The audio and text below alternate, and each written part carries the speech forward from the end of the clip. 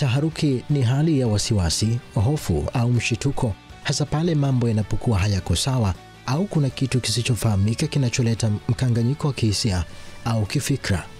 Kwa ufupi, taharuki ni hali ya kuvurugwa au kuwa na hofu kubwa kutokana na jambo fulani. Unaposema taharuki, unamaanisha hali sio ya kawaida. Sisi wa Tanzania na watu wote kwa ujumla duniani nzima, unapokuwa kwenye utulivu katika hali ya kawaida ya kila siku ambayo umezoea, ndio tunasema hamna taharuki. Lakini once unapokuja kupata mshtuko, uwezo wa namna yoyote, ndio unasema sasa nimepata taharuki. Kwa mfano, mimi nayetembea barabarani natemea kupata barabara ni safi na kilia. Lakini ikitokea nyoka, ghafla nitataharuki, nitashtuka, nitahamaki. Kwa hiyo taharuki ni kitu ambacho sio cha kawaida kwenye maisha ya kawaida ya mwanadamu. Katika kipindi cha taharuki kama vile majanga ya kiasili, milipuko ya moto, ajali kubwa, mlipuko wa magonjwa au tukio lolote hatarishi, taarifa sahihi ni miongoni mwa silaha muhimu zaidi za kulinda maisha. Mara nyingi taarifa ikitolewa, mimi nikiwa nawafundisha watu nawaambia kuna maeneo manne ya kupata taarifa, tena taarifa sahihi. Kwa sababu kila mmoja sasa hivi kwenye karne ya 21 anaweza akatoa taarifa. Ana uhuru wa kuposti kwenye mitandao, ana uhuru wa kuandika kitabu, ana uhuru wa kufanya chochote. Lakini taarifa sahihi kuna vyanzo vyake. Sasa haya maeneo manne, eneo la kwanza ni kwenye maandishi. Kwenye vitabu, kuna vitabu ambavyo vimethibitishwa. Kuna magazeti ambayo yamethibitishwa. Kuna makala ambayo yamethibitishwa. Kwa hiyo hayo ndio inaweza kawa sehemu sahihi ya kupata taarifa. Kwa mfano, barua inaweza ikatolewa na jeshi la polisi na imepigwa na muhuri na inaonekana ina chata ya jeshi la polisi. Kwa hiyo tunasema hicho ni chanzo ambacho kimethibitishwa kwa maandishi. Lakini eneo la pili kwenye internet, ambao sasa hapo ndo changamoto kubwa sana kwenye karne hii ya 21. Kila mmoja ana smartphone. Wengine wanatumia kompyuta na tablets na devices tofauti ambao zinawaruhusu kupata access ya mitandao. Sasa kule kwenye internet, kila mmoja anapokea ujumbe kulingana na jinsi anavyoona. Wengine wanaingia kwenye mitandao ya kijamii wanasoma, wengine wanaingia kwenye Google wanaulizia, wengine mpaka ChatGPT anaweza akauliza vitu ambavyo anataka avijue. Sasa hapo ndo watu wanatakiwa wajue kwamba ili nipate taarifa sahihi, niingie kwenye chombo gani, niingie kwenye tovuti gani. Kupata na kusambaza taarifa zisizo sahihi kunaweza kuongeza hofu, kutatiza juhudi za uokoaji na hata kuhatarisha maisha ya watu wengi. Ni kweli kwamba saizi dunia imekuwa kijiji, kwamba mtu aliyeko Marekani anaona kinachoendelea Tanzania na mtu aliyeko Tanzania anaona kinachoendelea Marekani, hali kadhalika na maeneo mengine kama hayo. Na kwa sababu hiyo niseme tu kwamba ni maadili kupungua, kwa sababu ukiangalia vitu vingi vinavyowekwa kwenye mtandao ya kijamii, sawa, na vingine sio viko vizuri, viko ambavyo sio vizuri, na vingine pia vya kuleta taharuki kwa watu ambavyo havina, kama ulivyosema, havina vyanzo halisi vya taharuki hizo. Mtu tu anajisikia kwa sababu tu pengine ni maadili madogo, anaamua kuweka kitu ambacho hakina ukweli wowote. Lakini nifikiri tu kwamba kitu chochote kinachowekwa kwenye mtandao na kikaleta taharuki kama ulivyosema, kina mamlaka husika inayohusika nacho. Kwa mfano, ukiniambia leo Kariakoo inaungua, niseme Kariakoo kwa sababu ndio eneo langu ambayo pia nalipigania kwa asilimia kubwa. Nikisema leo Kariakoo inaungua, ukaingiza kwenye mtandao, alafu mtu mwingine akalipokea kwenye mtandao na akafanya nini? Akalisambaza, Kariakoo inaungua. Lakini ni kweli Kariakoo inaungua. Kwa hiyo kama ni swala la kuungua, huyu ambaye alitakiwa aanze kulisambaza, alitakiwa apate kwenye source sahihi, ambayo sio mtu mwingine, ni jeshi la zimamoto na uokoaji ambalo linasimamia eneo la Kariakoo kwa habari ya moto.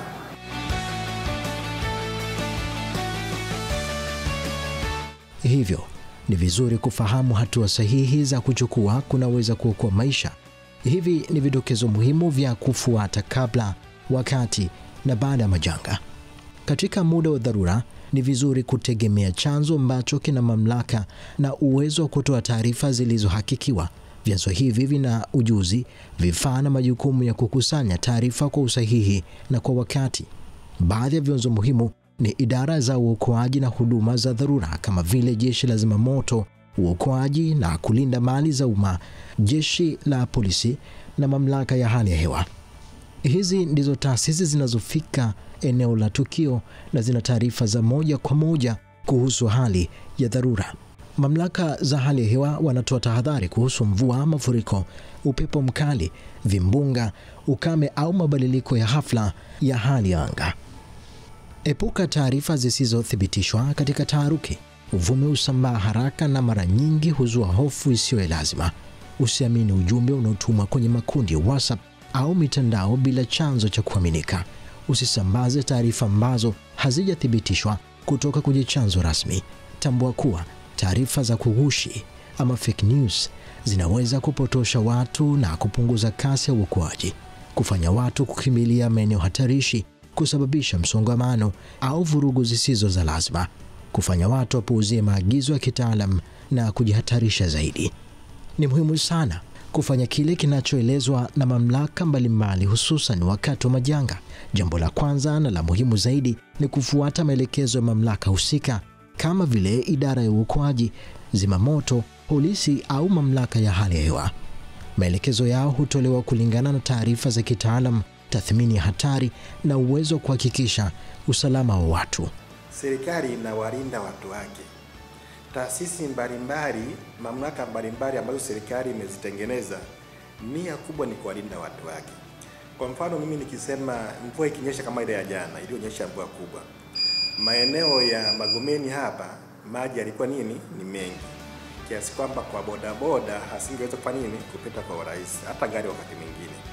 Kwa hiyo mimi mojawapo ya mtu mwenye mamlaka hayo kuangalia usalama katika eneo hilo, sawa, automatically ningesema jamani, barabara hii ya Magomeni kwa juu msipitie kwa sababu ina maji mengi, na kwa sababu hiyo yatahatarisha usalama wenu kwanza na mali zenu. Unaona? Kwa hiyo serikali ilipoona hivyo ikatoa tahadhari kupitia mamlaka husika. Afande IGP alisema, lakini pia mkuu wa majeshi akasema. Na rationale ilikuwa tu ni moja, kuwalinda wananchi na mali zao. Baada ya kuona hali sio nzuri, serikali inafanya inaingilia kati, inasema hapana, kuna hili na hili na hili, hebu wananchi mbakie ndani kwa sababu ya 1 2 3 4 5. Nia ni kuwalinda wananchi na mali zao. Lakini kama nilivyosema, sisi hatujazoea vitu kama hivi, tunaona kama ni mzaa. Kwa hiyo wananchi tu wakaendelea as usual. As usual. Kwa hiyo ni namna ambavyo pia tunaweza tukachukulia umuhimu wa kile ambacho mamlaka sahihi inatuambia. Kama umeambiwa ondoka mara moja kwenye eneo la tukio. Usipoteze muda kukusanya vitu vyako, na zingatia tu vitu muhimu kama vitambulisho, pesa taslimu, simu na dawa zako muhimu. Ondoka, usingoje kuona kama hali itabadilika. Kuchelewa kufanya hivyo kunaweza kuongeza hatari kwenye maisha yako. Fuata njia rasmi za kutokea zilizoelekezwa na mamlaka husika au maelekezo ya wahudumu wa dharura. Serikali iliongea kwamba hali sio shwari, kwa hiyo tunaomba msitoke nje. Kama mtu uko nyumbani, basi kaa nyumbani, tufanye shughuli zako nyumbani. Lakini mtu utakuta anaondoka, anakwenda barabarani, akikuta watu wanaandamana na yeye yumo. Kwa hiyo hili swala linamwathiri na yeye. Sawa? Ndio kitu nilichokisema mwanzo kwamba vijana tunatumika vibaya, umri wetu tunatumika vibaya, lakini tukisema tutulie, tukatengeneza maisha yetu, tunasonga mbele kwa kweli. Mimi sijaona ubaya katika hii serikali. Kuna swala wanakuambia, swala limetokea ambalo intention limesema kuambia bana serikali, wanakuambia keni ndani. Hao wenyewe wana maana yao, wanajua kwamba ukiambia ukae ndani labda kuna jambo fulani linahitajika lifanyiwe kazi. Umeona? Kwa hiyo wanakuambia ingieni ndani ili wapate uhuru wa kulichunguza swala. Sababu mkiwa mko public ya mko ndani, kwa hiyo hata shindwa kutimiza jambo lao. Wanakuambia ingia ndani, mkae ndani, kwa hiyo wana jambo lao ambao wanataka kulifanya kwa usahihi zaidi. Kwa sababu waweze kukuambia kaeni ndani bila kuwa na swala lolote lile ambalo la muhimu kwamba kaeni ndani. Kwa hiyo kukaa ndani ni swala kwa usalama wako mwenyewe. Tukija kwenye upande wa taarifa, mimi ni muumini wa vitabu vya dini, na kitabu cha dini ambacho mimi nakisoma kinasema kwamba heshimu mamlaka. Sasa sio kwamba mamlaka zote zinafanya labda vitu sahihi. Sasa wakati mwingine tunahesabu kitu sahihi kwa sababu mimi ninachokitaka naona ni kitu sahihi, lakini wakati mwingine kinaweza ikawa sahihi lakini sio hicho ambacho unakitaka, ni kitu ambacho kinatakiwa kiwe hivyo. So kuheshimu mamlaka, kama mamlaka imetoa taarifa kwamba tulia, kae nyumbani, kuna vitu ambavyo hutakiwi kubisha wewe kama mtu, kwa sababu kwanza ndio mamlaka ambayo inakuongoza, ni mamlaka ambayo inaongoza mazingira yako. Cha kwanza ni lazima uheshimu, na kama kuna taratibu za kufuata unaweza ukazifuata zile taratibu ambazo zimewekwa. Sasa ukaidi ukitokea na ukapata madhara, sijui sasa unaweza ukamwambia, ukamlaumu nani? Kwa sababu tayari taarifa imeshatolewa kwamba jamani, fuate 1 2 3. Wewe unapoenda kinyume, manake wewe umekaidi taarifa ya mamlaka ambayo unatakiwa uisikilize na ikuongoze. Lazima tu kuna effect yoyote kile unachokifanya. Kila tunachokifanya kwenye maisha kuna result, kuna effect. Ukifanya kitu chochote lazima tu kuna effect, either mbaya au nzuri. So tusitegemee kwamba tukikaidi taarifa ya mamlaka kwamba mambo yataenda kama tunavyotaka. Hiyo sio sahihi. Vile ni vizuri kusaidia watoto, wazee na watu wenye uhitaji maalum kuhakikisha wote wanatoka salama katika eneo hatarishi katika nyakati za taharuki. Kama umeambiwa kaa ndani, tekeleza mara moja. Funga milango na madirisha vizuri ili kupunguza hatari zinazoweza kutoka nje kama moshi mzito, vumbi au hali ya hewa hatarishi. Zima vifaa vinavyoweza kuingiza hewa kutoka nje kama feni zinazoingiza hewa au kiyoyozi cha aina hiyo pale ambapo ni salama kufanya hivyo. Kaa katika sehemu ya kati ya nyumba iliyo mbali na madirisha ili kupunguza uwezekano madhara yanayotokana na vitu vinavyoweza kuruka au kuanguka. Endelea kufuatilia matangazo ya dharura kupitia redio, simu au televisheni kwa maelekezo mapya. Fuata njia za usalama unazoelekezwa. Usitafute njia fupi zisizothibitishwa.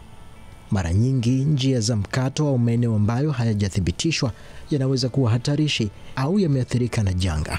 Wahudumu wa dharura hujua njia salama zaidi kwa wakati huo. Kwa hivyo fuata maelekezo yao bila kujihatarisha au kuhatarisha wengine. Ni namna ambavyo pia tunaweza tukachukulia umuhimu wa kile ambacho mamlaka sahihi inatuambia. Kile ambacho mamlaka sahihi inatuambia. Ikikwambia usipita hapa, wewe usifanye nini? Usipita, kwa sababu yenyewe ina mkono mrefu, inaangalia mbali. Kama nilivyotoa mfano, kulikuwa na mvua jana. Lakini watu utawaambia msipita hapo, watu ndio wanang'ana kufanya nini? Wanang'ana kupita pale unapowaambia ufanye nini? Wasipite. Kwa hiyo nafikiri ni swala tu la kujifunza ili siku nyingine. Sisi tumeshashuhudia matukio mengi. Kwa mfano, sisi tunahusika sana na majanga ya moto na majanga mengine yote tunayojua. Miaka kadhaa iliyopita kuna tenki la mafuta lilianguka pale Morogoro, kama unakumbuka. Lile tenki liliathiri watu wengi sana kiafya, lakini pia hata kimaisha pengine. Lakini tuliwazuia, yaani mtu namzuia usiende pale, lakini yana anazunguka upande wa pili, anaenda kuchota mafuta kwenye nini? Kwenye tenki lililoanguka. Hebu kumbuka kilichotokea pale. Kwa hiyo ni namna ambavyo tunakuwa hatuelewi. Lakini ningemwambia jambo zuri hataki kufanya nini? Hataki kuelewa. Kwa hiyo nafikiri ifike mahali hakuna serikali, hakuna mamlaka ya serikali ambayo ipo. Cha kwanza ni kumlinda mwananchi. Lakini cha pili ni kuangalia mali za mwananchi. Kwa hiyo inapotoa warning, mara ngapi mamlaka ya hali ya hewa inatoa warning kwamba kuna mvua kali, hata juzi imetoa kuna mvua kali, kuna upepo, kuna nini. Kwa hiyo chukue nini? Chukue tahadhari. Tena mwingine ndo anaanza kusafiri. Yana nakwambia chukua tahadhari, mwingine ndo anaanza kutoka nani Kariakoo, anaanza kutoka Kigongora kuja wapi? Kuja Kariakoo. No care. Vile wananchi ni vizuri kuwa sambamba na mamlaka husika na sio kuzifanya mamlaka husika kama adui. Vyombo vya usalama vipo kwa sababu ya kuwalinda wananchi na kulinda mali zao. Pia kwa upande wa jeshi la zimamoto na jeshi la uokoaji, huwa linafanya kazi kubwa kuhakikisha kila mwananchi yuko salama pindi hali ya taharuki inavyoibuka. Hivyo ni vizuri kuwapa ushirikiano na sio kuwapiga mawe au kuharibu magari au vifaa wanavyotumia kuokoa maisha ya watu. Jeshi la zimamoto na uokoaji halina tofauti na daktari. Tofauti yake ni kwamba daktari anaokoa kwa maradhi, sisi tunaokoa kwa nini? Kwa majanga. Na napo maisha majanga, na wengine pengine hawajui wananchi, wanapoliona jeshi la zimamoto na uokoaji wanafikiri kazi yao ni kuzima moto. Ukiacha kitendo cha uhalifu ambacho wanaweza kusimamia wenzetu wa polisi, kile cha uhalifu, jinai ile, lakini matendo mengine yote, matukio mengine yote ni ya zimamoto na uokoaji. Yaani mhusika wa kwanza ni zimamoto na nini? Na uokoaji. Kwa mfano, ikitokea ajali barabarani hapo, mtu wa kwanza kuhusika ni zimamoto na uokoaji. Leo ukifungiwa ndani, bahati mbaya nyumba imejiroki, mtu wa kwanza kufika pale na kusaidia wewe au mimi ni zimamoto na nini? Na uokoaji. Leo ukianguka kisimani, mtu wa kwanza kufika pale kusaidia ni zimamoto na nini? Na uokoaji. Leo ukiporomokiwa na nyumba kama zilipoporomoka jengo la Kariakoo na Kisutu miaka hiyo iliyopita, mtu wa kwanza aliyefika na kufanya kazi ni zimamoto na nini? Sasa huyo sio daktari. Kwa nini sasa anapokuja kukusaidia wewe unamponda mawe? Kwenye vurugu hizi askari wetu wengi wamejeruhiwa kwa sababu ya kupondwa mawe. Utashuhudia hiyo gari na film mmeiona pengine hapo. Angalia ilipopigwa mawe. Yaani imeenda kwenye matukio, zimepigwa gari zetu mawe, uwezi amini. Askari wamepata nini? Majeruhi ya kila aina. Lakini lengo ni kuokoa wao na mali zao. Kwanza kuokoa maisha yao, lakini pia mali zao. Sasa huyu mtu anayeokoa maisha yako na mali zako, alafu wewe ndio unamsurubu. Alafu wewe ndio unamsurubu. Lakini mimi ningefikiri wewe ndio ungekuwa wa kwanza kumsapoti. Ukienda nchi za wenzetu, kwa mfano ukienda nchi za wenzetu ambao wanaita ulimwengu wa kwanza, rafiki wa kwanza wa mwananchi ni zimamoto na uokoaji. Kuhusu swala la vyombo vya ulinzi na usalama, mimi nafikiri Mtanzania au raia yoyote ile ambaye ana akili vizuri hawaone wale ni kama alivyokuwa yeye, mjomba wake au baba yake. Sawa, kwa sababu na wale ni binadamu. Kwa hiyo sio kama kinapotokea kitu wale mnawapiga au labda mnawazomea, mnawafanyia vitu vya ajabu, kwa sababu hata wao ni binadamu, kwamba kuna 1 2 3 inatokeaga. Kwa hiyo inatakiwa na wao walinde ile inavyotakiwa. Sawa. Kwa hiyo sasa wanapoona kama labda wanazomewa, wanafanywa vitendo vya ajabu, na wale ni usalama, wanalinda usalama wa raia na mali zao. Kwa hiyo wanapoona labda wanafanywa vitu kama, ndio maana wanachukua sheria, kwa sababu yule ni askari. Huwezi kumletea vitu vya ajabu akawa amekaa. Yule sio, kuna utofauti kati ya raia na askari. Askari unapomletea vitu vya ajabu, lazima na yeye atajihami, lazima atajilinda. Inapaswa kutembea na vitambulisho ni muhimu, kwa sababu katika kipindi cha dharura au majanga vinaweza kuamua kwa haraka kama utapata huduma, msaada au kufanikiwa kuunganishwa na familia yako kwa haraka zaidi. Kuwa na kitambulisho husaidia wahudumu kukutambulisha haraka na kuingiza taarifa zako kwenye rekodi za msaada. Vile hii itasaidia kwa wewe kupata matibabu katika vituo vya afya vya muda, kupokelewa katika kambi au malazi ya muda yanayosimamiwa na serikali au mashirika misaada, kupata usafiri wa uokozi au kuruhusiwa kuvuka maeneo ya vizuizi kama barabara zilizofungwa, kupokea misaada kama chakula, maji, mavazi au huduma nyingine za uthibitishaji. Kutembea na kitambulisho ni muhimu. Binafsi mimi labda sitembeagi na passport tu, lakini document yoyote ambayo unaijua ya Mtanzania mimi ninayo na ninatembea nayo. Nina kadi za benki, nina vitambulisho vya NIDA, yani vitambulisho binafsi vyote ninavyo. Kwa hiyo hata kama nikipata tatizo leo hii, nikiathirika, nimegongwa na gari, kwa sababu usafiri wangu mimi ni pikipiki, nimedondoka na pikipiki, mtu akija akinisearch tu lazima atachukua kile kitambulisho, ataangalia huyu ni nani na anapatikana wapi. Sawa. Kwa hiyo asilimia kubwa ya vijana tuwe na mfumo wa kutembea na vitambulisho kutokana na maisha ambayo tunayoishi sasa hivi. Kwa sababu chochote kinaweza kikakukuta njiani, kinaweza kikakukuta barabarani. Kwa hiyo nafikiri ukiwa na kitambulisho, sidhani kama kuna kitu ambacho kinaweza Kwa sababu mtu unaweza ukaa huna kitambulisho, unaweza ukagongwa na gari, wanakuchukua, wanakupeleka Muhimbili, wanakupeleka Mwananyamala, kwa hiyo watu hawawezi kujua huyu ni nani. Kwa hiyo mpaka kujua ndugu zako kama mpata athari kama hii imechukua muda mrefu, sometimes unaweza kwa labda umeshazikwa tayari, watu inakuwa hamna kitu wanachokifanya. Kwa hiyo kwa namna moja au nyingine tuwe na umuhimu wa kutembea na vitambulisho ili viweze kutusaidia pale majanga yanapotukuta. Katika nyakati za majanga kama ajali za barabarani, moto, mafuriko, milipuko, maporomoko au matukio ya vurugu, tabia ya watu kukimbilia kuangalia, kupiga picha, kurekodi video au kufika eneo la tukio bila sababu imekuwa kawaida. Hata hivyo, tabia hii ni hatari sana na mara nyingi huathiri juhudi za uokoaji. Majanga hayatangazi yanapokuja, lakini maarifa sahihi humfanya kila mmoja kuwa na nafasi kubwa ya kujiokoa na kuwasaidia wengine. Kumbuka, taarifa sahihi, kufuata maelekezo, kujikinga kimwili na kuchukua hatua za tahadhari baada ya janga ni msingi wa usalama. Kuna kitu ambacho mara nyingi nawaambia watu ambao wanajihusisha na taharuki, yani taharuki imetokea na yeye anajiingiza, inaitwa bandwagon effect. Pale unapofuata kundi la watu, kumbuka kwamba wewe una maisha yako na unafuata maamuzi yao bila kujua, kwa sababu kilichotokea hivi karibuni kimeaffect kila kitu. Kuna video moja ni record inaitwa ripple effect, kwamba chanzo kimoja kinaweza kikasababisha vitu vingi, na nikawaambia kwamba wewe unaweza ukasababisha kitu fulani, lakini kitakuja kuaffect familia yako, kitakuja kuaffect biashara yako, mpaka ndoa. Kuna ndoa zimevunjika kipindi hicho. Lakini kwa nini hivyo vitu vyote vimetokea? Kuna watu kadhaa ambao walisikiliza maneno na bila kufikiria mwisho wake ni nini tokea. Wale waliofanya wanaweza wakafikiri kwamba wametumia njia sahihi, lakini sio njia sahihi, kwa sababu kikatiba na kuna sheria ambazo zipo, taratibu zipo ambazo unatakiwa uzifate ili upate kile ambacho unakitaka. Na ndio maana kama mtu anataka kuwa rais, anafuata zile taratibu, anachukua fomu, anagombea. Kwa hiyo kuna taratibu ambazo zimewekwa na nchi na ziko kikatiba, na ukizifuata kweli unapata kile ambacho unakitaka.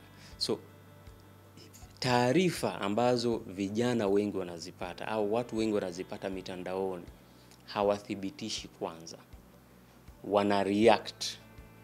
Sasa kureact maana yake hujatafakari kwamba hiki kinachoenda kufanya kinatupeleka wapi. Lakini ukitafakari unaweza ukaona ile ripple effect, kwamba nikimpiga huyu ngumi, hata kama ameniudhi, nikipelekwa mahakamani wananifungulia mimi kwanza kesi ya kumpinga ngumi, alafu ndo wanaangalia. So ukisha tafakari hiyo vitu, utajikuta kwamba taarifa zote unazozipata huwezi kureact. Unatafakari kwanza kabla kufanya maamuzi yoyote, kwamba wanapuuzia na wanakamatwa na ile taharuki ya mitandaoni, na ile bandwagon effect, sababu mtu fulani ni maarufu, kwa hiyo miemko ile wanaenda na ile miemko, na baadaye unakuta ukimfuata mmoja mmoja anaweza akajuta kwa nini alifanya kile kitu. Wazazi, walezi, mimi na wewe ni vizuri kukaa na vijana wetu na kusema nao kwa hekima, waache kujihusisha na mambo ambayo yanachangia kuvunja amani ya nchi, kwa sababu hatuna Tanzania nyingine zaidi ya hii. Kwa sababu ukiangalia sana, kuna baadhi ya watu ambao wanaliharibia hili taifa, ila sisi hapa kama watafutaji tunaharibiwa zaidi, kwa sababu sisi binafsi tunatakiwa tutoke ndio tupate riziki yetu. Ukisema ulale tu nyumbani, huwezi kufanya chochote, huwezi kupata chochote. Kwa mfano kile kipindi ambacho cha Oktoba 29, kwa kweli sisi tumeathirika sana, kwa sababu miaka yote huwa tunafunga duka siku moja, tunaenda kupiga kura. Tukishamaliza kupiga kura, siku ile ile unaweza ukaja ukafungua ofisi, au kesho yake ukaja ukafungua ofisi. Lakini serikali ikatuambia tusifungue ofisi kutokana na hali ambayo iliyotokea. Binafsi mimi nimeathirika sana kwa namna moja au nyingine, kwa sababu unajua sisi binafsi huwa hatuwekagi vitu vingi ndani vya kuvitumia. Kwa hiyo mimi vitu vyangu nilivitumia kwa muda wa siku 2 tu, vimeniishia. Kwa hiyo hata kama ningemuomba mtu pesa kwamba naomba nitumie pesa, ningenunua kitu gani? Nisingekuwa na kitu cha kununua. Ningekuwa bado naendelea tu kuathirika tu ndani mle, lakini kutokana na uchochezi wa watu ambao waloufanya. Na hii inatuharibia sisi rika hili ambalo tulokuwa nalo, kwa sababu kipindi cha nyuma hii kitu hakikuwepo. Na tukisema tuangalie mataifa yaliyotuzunguka yote yashapitia hizi changamoto, kwa kweli inatuletea mtafaruku katika maisha yetu, hasa sisi vijana. Sawa? Kwa sababu kuna watu ambao ni wazima, wao wameretire, wako tu nyumbani kwamba wao wamepata sawa, wamekosa sawa, lakini sisi vijana ambao tunatoka, tunaenda kutafuta, turudi nyumbani ndio tupate mkate wetu wa kila siku, tunaathirika kwa namna moja au nyingine. Nawaambia waache mihemko. Waache mihemko ya kufuatilia vitu ambavyo haviwezi kuwasaidia kwa namna moja au nyingine. Hivi vitu waachane navyo. Mambo ya kusema labda umechukua hiki umekileta pale umekipeleka hapa, hii kitu kitatuathiri sana, kitatutafuna sana. Kwa sababu ukitaka tujue hichi kitu vizuri, angalia Libya. Kwa mfano kama Libya kulikuwa na utulivu mzuri sana. Watu walikuwa wanaishi maisha mazuri sana, lakini baada tu watu kuwaletea chokochoko, kwa kweli hali ilikuwa sio mzuri tena. Mpaka sasa hivi bado watu wanahengi tu, hawana hili wala lile. Nafikiri hichi kitu ndio kinataka watuletee sisi hapa Tanzania. Tuna amani yetu, tuna kila kitu katika hili taifa letu. Wachambuzi wa mambo huwa wanasema kama pipa likiwa na uchafu na likawa halioshwi, linapuliziwa manukato kwa nje, litatoa vitu ambavyo sio vizuri mwisho wa siku. Jamii ike pamoja na ikeme vitendo ambavyo sio vizuri ili tuweze kuwa kitu kimoja na kuijenga Tanzania yetu.